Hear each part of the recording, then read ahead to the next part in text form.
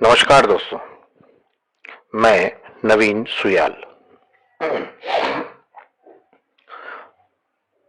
व्यंग्य रचनाओं के महान रचनाकार हरिशंकर परसाई जी का यूं तो नाम सुना था, लेकिन पहली बार उनकी रचनाओं से मुलाकात हुई सन 2015 में, जब कक्षा 9th की क्लास में उनका एक व्यंग्य पढ़ा जिसका नाम था प्रेमचंद के फटे जूते। यह व्यंग्य पढ़कर ही परसाई जी को पढ़ने की दिलचस्पी मुझ में बलवती हुई। उनका एक व्यंग्य संग्रह आजकल पढ़ रहा हूं। व्यंग्य संग्रह का नाम है विकलांग श्रद्धा का दौर। इसी संग्रह में एक व्यंग्य है, व्यंग्य का नाम है जिंदगी और मौत का दस्तावेज। इस व्यंग्य में अपनी मृत्यु से पूर्व की और मृत्यु के बाद की होने वाली घटनाओं की संभावना व्यक्त करते हुए परसाई जी ने उम्दा दर्जे का व्यंग्य और सामाजिक पहलुओं पर बहुत ही तीखा कटाक्ष किया है। आइए व्यंग्य शुरू करते हैं।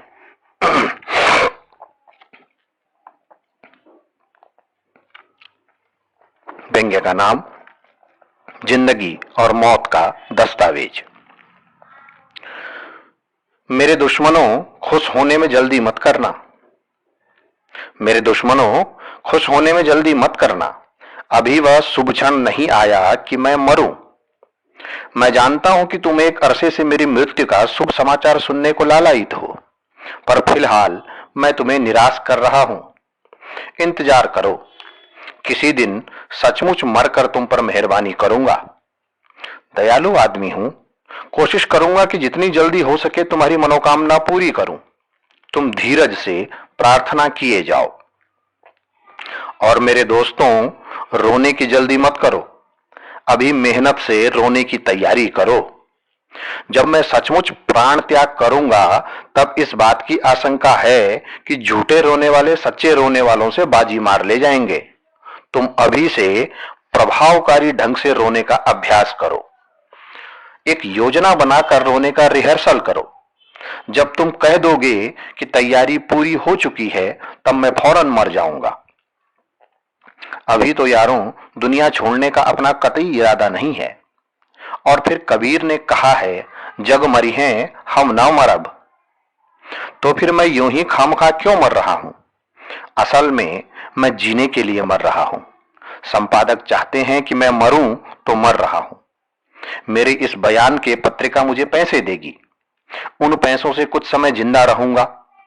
संपादकों की बात मैंने कभी नहीं टाली। वे कहें कि रो दो तो मैं रो पड़ूंगा। वे कहें कि नंगे हो जाओ तो नंगा हो जाऊंगा। साहित्य में नंगेपन का पेमेंट अच्छा होता है। संपादकों ने कभी कहा था, इमरजेंसी है तो डरो। मैं डरा। फिर कहा, इमरजेंसी की तारीफ में लिखो। मैंने लिखा, ईमान से लिखा। इमरजेंसी उठी तो कहा, इमरजेंसी के खिलाफ लिखो। मैंने इमरजेंसी के खिलाफ भी लिखा, ईमान से लिखा। साथ ही घोषणा भी की कि मैं एकमात्र बहादुर बुद्धिजीवी हूं, बाकी सब कायर शेर हैं। शेर कोई दूसरा मारे, उसकी दुम मैं काट लेता हूं। यानी मैं प्रतिनिधि बुद्धिजीवी हूं। बुद्धिजीवी वह होता है जो किसी सत्ता या दाता के हरम की रक्षा करे। राजाओं नवाबों के हरम की रक्षा करने वाले पौरुषहीन खोजा होते थे, तभी वे ठीक रक्षा करते थे। पर जब उनकी ड्यूटी खत्म होती थी, तब वे तलवार घुमाकर बताते थे कि मैं वीर हूं। मैंने भी सत्ता और दाता के दो हरमों की तब रक्षा की थी, और अब दूसरी सत्ता और दाता के हरमों की रक्षा कर रहा हूं। फुर्सत में तलवार घुमाकर बहादुर बन जाता हूं। मैं प्रतिनिधि बुद्धिजीवी हूं। तो मैं मर रहा हूं। शगल के लिए ही सही, कुछ रूमानी होने को जी चाहता है। मगर हटाओ, नहीं होते रूमानी। गाड़ियां लेट चल रही हैं, खाक हो जाएंगे हम उनको खबर होने तक। तो क्या करूं? राम का नाम लूं? ईश्वर को याद करूं? मैं निरीश्वरवादी रहा हूं। आखिरी वक्त क्या खाक मुसलमान होंगे? पर मुझे डर लगता है कि कहीं सचमुच कोई ईश्वर हुआ तो मेरी बड़ी दुर्गति करेगा। पर मुझ में साहस नहीं है। साहस वाल्तेयर में था। उसने जीवन भर ईसाइयत के पाखंड पर हमला किया। मर रहा था तो पादरी आए। पादरी ने वाल्तेयर से पूछा वाल्तेयर ने पादरी से पूछा, क्यों आए? पादरी बोले, तुम्हारी आत्मा की शांति के लिए। वाल्तेयर ने फिर पूछा, पर तुम्हें किसने भेजा? पादरी बोले, ईश्वर ने। वाल्तेयर ने उस हालत में भी कहा, अच्छा तो ईश्वर का पत्र दिखाओ। नहीं, ऐसा अपने से नहीं बनेगा। न कबीर सरीखा बनने की रहे काशी में, और मरने गए मगहर जहां मरने से नरक मिलता है। मैं तो कहता हूं, ईश्वर अगर तू नहीं है तो कोई बात नहीं, पर अगर तू है तो हे मालिक, माई बाप, मुझे माफ करना। मैं तुझे नहीं पहचानता था। मेरी कमजोरी है। मैं अपने एरिया के थानेदार को भी नहीं पहचानता था। पर ईश्वर होता भी तो क्या होता, कष्ट भोगते भोगते तो जिंदगी कटी। जिंदगी अपनी जब इस तौर से गुजरी गालिब, हम भी क्या याद करेंगे कि खुदा रखते थे। घड़ी रखता था, पेन रखता था, चश्मा रखता था, बस खुदा ही नहीं रखता था, क्योंकि उसे रखने की जगह मेरे पास नहीं थी। मस्जिद का खुदा तो पब्लिक सेंटर का होता है, प्राइवेट खुदा दिल की तिजोरी में रखा जाता है। मगर और चीजों के कारण दिल में जगह नहीं बची थी। इस कबाड़ खाने में खुदा को तकलीफ होती, और फिर खुदा के रखने से फायदा भी क्या होता। मैं कुकर्मी तो रहा नहीं। बहरहाल, मेरी मौत के बारे में पक्का कर लिया जाए। मेरी जिंदगी में कई चीजें होते होते रह गई। मेरी शादी 2 बार होते होते रह गई। एक बार पुलिस थानेदार होते होते रह गया। एक बार शहीद होते होते रह गया। एक अखबार ने मेरा फोटो शहीदों में छाप दिया था। अगर बात न खुलती तो अभी तक ताम्रपत्र और पेंशन ले चुका होता। 2 बार मैं डूबते डूबते रह गया। एक बार रेलगाड़ी के नीचे आते आते बचा। एक बार कॉलेज का प्रिंसिपल होते होते रह गया। तो हो सकता है इस बार मरते मरते रह जाऊं। कहा जाता है कि चीते की जब तक खाल न उतार लो तब तक यह न मानो कि वह मर गया। ऐसा ही हाल मेरा है। डॉक्टरों से 3-4 बार जांच करवाई जाए। हो सकता है डॉक्टर सीने पर मेरे दिल की धड़कन देखे, मगर मेरा दिल तब तक टांगों में पहुंच गया हो। कुछ ठिकाना नहीं है। खूब जांच की जाए। एक परीक्षा यह भी की जाए कि कोई आकर कहे, परसाई जी रॉयल्टी का चेक आया है। अगर मैं एकदम उठकर न बैठ जाऊं तो समझा जाए कि मैं पक्का मर गया। फिर भी पक्का करने के लिए मेरी नाक पर 100 का नोट रखा जाए। अगर तब भी न उठूं तो पक्का मर गया। इसके बाद शोक प्रदर्शन शुरू हो सकता है। इतना सब बाहर के लिफाफे में रहेगा। मौत पक्की होने पर भीतर का लिफाफा खोला जाए, जिसमें यह लिखा होगा, मैं हरिशंकर परसाई पूरे होशो हवास में यह लिख रहा हूं। मैं लेखक माना जाता रहा हूं, पर मैं लेखक अपनी इच्छा से नहीं, मजबूरी से बना। मैं सरकारी नौकरी में था। मेरा तबादला एक छोटी जगह हो गया। तब तक मैंने कुछ लिख कर छपा लिया था और मैं अपने को बड़ा लेखक मानने लगा था। मैंने सोचा, बड़ा लेखक छोटी जगह क्यों जाए, वह बड़ी जगह में जाएगा। मैंने तुरंत इस्तीफा दे दिया। इस्तीफा नहीं देता तो मेरे कर्म ऐसे थे कि मुझे डिसमिस कर दिया जाता। अब क्या बचा, नौकरी तो गई, कुछ करने को रहा नहीं तो लेखक हो गया। ओ हेनरी गबन में जेल गया था। जेल ने उसे लेखक बना दिया और मुझे बेकारी ने। मैं और कुछ करने को न होने के कारण लिखने का काम करने लगा। दूसरा कारण था रोजी रोटी कमाना। कुछ वर्षों में साहित्य के और मेरे साथ एक दुर्घटना घटी। मैं लेखक मान लिया गया। यह लेखकपन जो मेरे सिर पर लाद दिया गया एक बोझ बन गया और मैं इसे ढोने को मजबूर था। मैं कुछ और तो बना नहीं था, केवल लेखक बना था, तो जो बना दिया गया था उसे निभाना मेरी एक मजबूरी हो गई थी। दूसरी दुर्घटना यह हुई कि मुझे व्यंग्य लेखक माना जाने लगा और यह कहा जाने लगा कि मैं हिंदी में व्यंग्य के अभाव को दूर कर रहा हूं। मैंने मूर्खतावश इसे भी गंभीरता से ले लिया। और तीसरी दुर्घटना यह हुई कि कहा जाने लगा मैं सामाजिक चेतना संपन्न लेखक हूं। मैंने इसे भी मान लिया। देखिए, एक भोले भाले आदमी की जिंदगी किस तरह बर्बाद की जाती है। मुझ में पुलिस के संस्कार और प्रकृति तो थी ही, सामाजिक चेतना संपन्न लेखक कहा जाने लगा कि तो मैं साहित्य में थानेदार हो गया। सोचने लगा समाज को मैं ही सुधारूंगा, मैं कानून और व्यवस्था स्थापित करूंगा, गुंडा तत्वों को उखाड़ फेंकूंगा। अब गुंडों से निपटने के लिए पुलिस वाले को खुद बड़ा गुंडा होना पड़ता है, तो आगे चलकर मैं साहित्य में निरा गुंडा रह गया। मुझे ज्ञानियों ने सलाह दी कि कुछ शाश्वत लिखो, ऐसा लिखो जो अमर रहे। ऐसी सलाह देने वाले कभी के मर गए। मैं जिंदा हूं क्योंकि जो मैं आज लिखता हूं कल मर जाता है।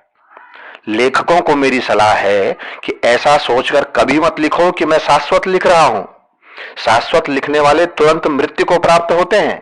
अपना लिखा जो रोज मरता देखे वही अमर होते हैं। जो अपने युग के प्रति ईमानदार नहीं, वह अनंत काल के प्रति क्या खाक ईमानदार होगा। मैंने एक और गलती की। साहित्य को सीढ़ी मानना चाहिए, मैंने उसे छज्जा मान लिया और जिंदगी भर सीढ़ी पर बैठा बैठा छज्जों को देखता रहा। लोग मेरे सामने ही साहित्य की सीढ़ी से चढ़कर छज्जों पर जा बैठे। कोई बड़ा अफसर हो गया, कोई बड़ा संपादक, कोई विदेश विभाग में, कोई सांस्कृतिक सलाहकार, कई तो प्रकाशक हो गए। उन्होंने साहित्य की सीढ़ी से छलांग लगाई और छज्जे पर जा बैठे। मैं सीढ़ी पर ही बैठा रहा। मेरे अगल बगल से लोग सीढ़ी चढ़ते जाते, ऊंचे और ऊंचे, मुझसे बहुत ऊंचे होते जाते और मैं सीढ़ियों पर ही बैठा रहा। मैंने व्यंग्य लिखा, पर वह जरा कठिन हो गया। मुझे हंसोड़ मस्खरा जोकर होना था, तब शायद अधिक सफल होता। मेरे सामने ही लोग यश लूटते रहे और पैसा भी। वे हास्य रस भी नहीं, हास्यास्पद रस के लोग थे। एक हास्य रस के कवि थे, उनकी कविता में कुत्ता शब्द आ जाता तो वे भौंक पड़ते और लोग खूब हंसते। उन्हें बहुत पैसे मिलते, पर मैं तो इस ऐंठ में रहा कि समाज के तल में जाकर परीक्षण करूंगा और समाज परिवर्तन के लेख लिखूंगा। मैं साहित्य में आर्य समाजी हो गया। इससे अच्छा होता मैं केवल कॉमिक लिखता। अच्छा लिखने की मेरी प्रबल इच्छा थी, पर अब वह धरी रह गई। मैंने कई बार बड़ा और श्रेष्ठ उपन्यास लिखने की कोशिश की। इसके दो कारण थे। एक तो उपन्यास लिखे बिना कोई पक्का लेखक नहीं बन सकता। दूसरे, उपन्यास पकोड़े की तरह बिकता है, खूब पैसे मिलते हैं। लोकप्रिय उपन्यासों के फॉर्मूले होते हैं। एक ही स्त्री को कभी नर्स, कभी शिक्षिका, कभी क्लर्क, कभी टेलीफोन ऑपरेटर बना दो, दो चार रोचक उपन्यास हो जाएंगे। विवाहित पुरुष दूसरी स्त्री से प्रेम करता है, मगर पत्नी और समाज बाधक है। ऐसे में पत्नी से बलिदान करा दो, सारे पुरुष खुश, बढ़िया उपन्यास। स्त्री पर पुरुष से प्रेम करती है, बाधक पति और समाज है। ऐसे में पति का बलिदान करा दो, सारी स्त्रियां खुश, फर्स्ट क्लास उपन्यास। उनमें ऐसे वाक्य लिखे जाएं, प्रिया, मैं निशा के प्रति तुम्हारी लगन को जानती हूं, तुम्हारे पवित्र प्रेम में मैं बाधक नहीं बनूंगी, मैं आत्महत्या कर लेती हूं। या फिर ऐसे वाक्य लिखे जाएं, प्रिय नरेश के प्रति तुम्हारे अंतर के भाव में समझता हूं, पवित्र प्रेम से प्रेरित दो व्यक्तियों के रास्ते में नहीं आना चाहता, मैं आत्महत्या कर लेता हूं। बढ़िया उपन्यास। मैंने प्रेम उपन्यास लिखने की कोशिश की, पर मेरे प्रेमी प्रेमिका एक बार बिछुड़ते तो उनके मिलने का संयोग ही मैं नहीं बना पाता। मैंने 5 उपन्यास प्रारंभ किए, पर आगे नहीं बढ़ा पाया। चाहता हूं इन अंशों का संग्रह भी छप जाए मेरे मरने के बाद, और उनका शीर्षक हो 5 असफल उपन्यासों का आरंभ। अब जब यह सब तय ही हो गया है, तो मरणोपरांत क्या होना है इसकी हिदायतें भी दे देनी चाहिए। पहली बात तो यह कि मेरी मृत्यु के कारणों की जांच होनी चाहिए।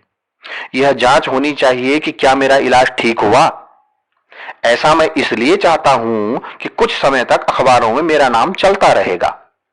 विवादास्पद मृत्यु भी यश फैलाती है। मैं मामूली मौत मरना भी नहीं चाहता, डॉक्टर मुझे माफ करें, मैं यश लोलुप हूं। मेरे बारे में अखबारों में क्या छपे यह मैं खुद तैयार करके रखे जा रहा हूं। मुझे किसी पर भरोसा नहीं। ये लेख दूसरों के नाम से छापे जाए। अपने कई फोटोग्राफ भी मैंने रख छोड़े हैं, इन्हें भी छापा जाए। मेरी शोक सभा शानदार हो। बैंक में मेरा कुछ रुपया जमा है, इस पैसे से शोक सभा का प्रबंध करना चाहिए। हो सका तो मैं कुछ देर छुट्टी लेकर अपनी शोक सभा देखने अवश्य आऊंगा। अगर मुझे कुछ कमी लगी तो आयोजकों के सर पर भूत बनकर चढ़ जाऊंगा। मित्रों से मेरा यह आग्रह है कि जैसे जीवन में उन्होंने मेरा साथ दिया वैसे ही मौत के बाद भी दें। नहीं नहीं नहीं, मेरा यह मतलब नहीं कि वे भी जल्दी मेरे पास आए। वे जिए, भरपूर जिए। मित्रों ने मुझे बहुत बर्दाश्त किया, बहुत सहा, बहुत माफ किया। ऐसे मित्र दुर्लभ हैं। पर अब वे मेरे यश को स्थायी बनाने के लिए जो बन सके वो करें। मेरे बारे में संस्मरण लिखें जिनमें मेरी कमजोरियों का जिक्र कतई न करें। मुझे एक साधु और महामानव बना दे। मेरी हैसियत होती तो मैं जीवन काल में ही अपना अभिनंदन ग्रंथ छपवाकर किसी बड़े आदमी के कर कमलों से स्वयं ले लेता। साहित्य में मेरे बुजुर्गों ने ऐसा किया है कि अपना अभिनंदन ग्रंथ खुद तैयार करके ग्रहण कर लिया, परंतु मैं पैसे से मारा गया। पर मेरे मित्र अब मेरा स्मृति ग्रंथ जरूर निकाले। इसके लिए वे चंदा करें और 33% खा जाएं। यदि वे चंदा नहीं खाएंगे तो मेरी आत्मा को पीड़ा होगी। मैंने खुद कई बार चंदा किया था और कमीशन खाया था। इस कर्म से चंदे की पवित्रता बनी रहती है। पंडित नेहरू ने अपनी वसीयत में गंगा की कवित्वमयी महिमा गाई थी और लिखा था कि मेरी अस्थियां प्रयाग में गंगा नदी में विसर्जित की जाएं। मैं गंगा में डर और ठंड के मारे कभी नहीं नहाया। नर्मदा तो मेरे पास ही है, मैं उसमें भी नहीं नहाया। बचपन में मैं नर्मदा में डूबते डूबते बच गया था। तभी से मुझे पवित्र नदियों से घृणा सी हो गई। यूं भी मैं बहुत कम नहाया हूं। ज्यादा नहाने से प्रतिभा कम हो जाती है। जिस घर में मैं रहा उसके पास एक गंदा नाला है, ओमती नाम से। यह नाला सारे शहर की गंदगी और गंदा पानी लेकर बहता है। बरसात में यह नाला मेरी सीढ़ियों तक आ जाता है और उसका मैला सीढ़ियों पर उतर आता है। इसे पार करके सड़क तक जाने में नरक जैसा अनुभव हो जाता है। यह नाला मच्छर भी मुझे सप्लाई करता रहा है। इस नाले से मेरा बड़ा आत्मिक संबंध रहा है, तो कृपया मेरी अस्थियां इस नाले में ही विसर्जित की जाए। और एक बात, मेरा स्मारक जरूर बनवाया जाए, पर इसका डिजाइन साधारण नहीं होना चाहिए। गालिब की याद में जो गालिब अकादमी बनी है उसका बाथरूम भी अगर गालिब को रहने को मिल जाता तो वो निहाल हो जाता। ऐसा विरोधाभास कतई नहीं होना चाहिए। मैं जिंदगी भर जिस मकान में रहा वह बरसात में इतना टपकता था कि सोने के लिए कोना ढूंढना पड़ता था। तो मेरा स्मारक भी ऐसा ही बने। उसकी छत ऐसी हो कि बरसात में पानी भीतर आए। उसकी कभी पुताई और मरम्मत न की जाए। इस स्मारक के अहाते में बबूल के झाड़ लगाए जाएं।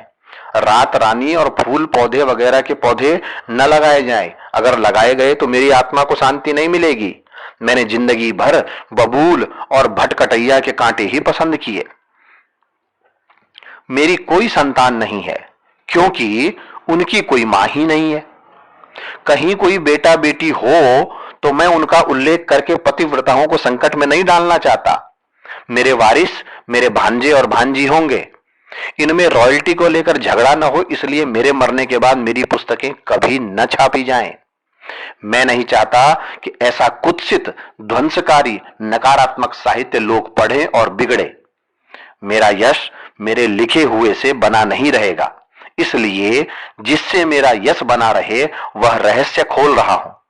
यह रहस्य मैंने अभी तक नहीं खोला, पर मरते वक्त झूठ नहीं बोलूंगा। लोग इस पर विश्वास करें, यह मेरी जिंदगी का रहस्य है।